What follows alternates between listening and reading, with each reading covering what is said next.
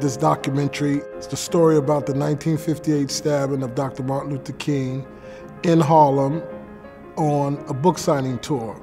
I was wondering why nobody else that I knew about it too much. So I started doing research, and I just thought, especially me being a Harlem native, born and raised here, that this story needed to be told.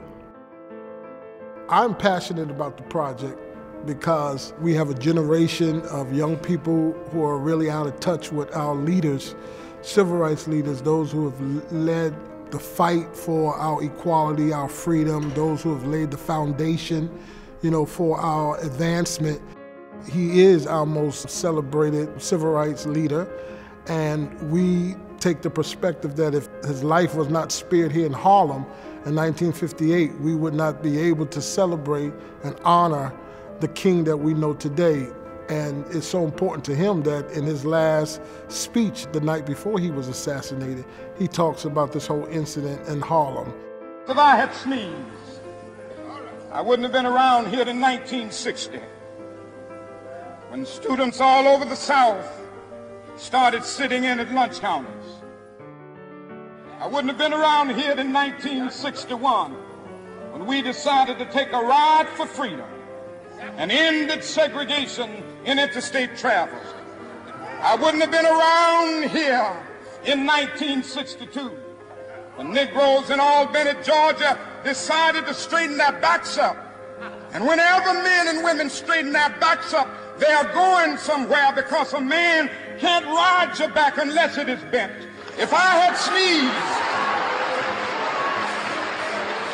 I wouldn't have been here in 1963. The black people of Birmingham, Alabama aroused the conscience of this nation and brought into being the Civil Rights Bill.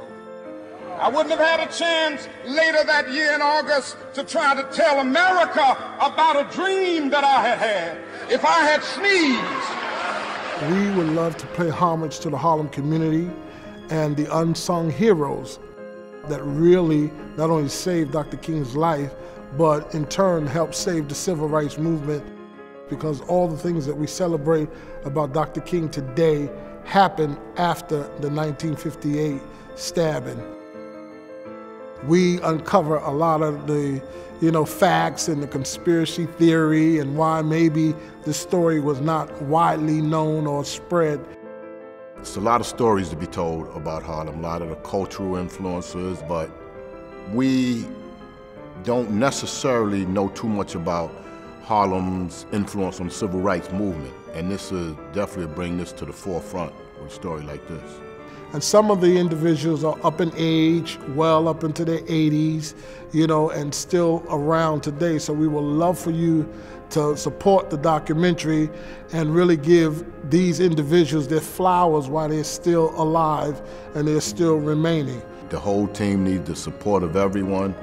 And with the support, the story will get out there, it'll get told again, and it won't be forgotten.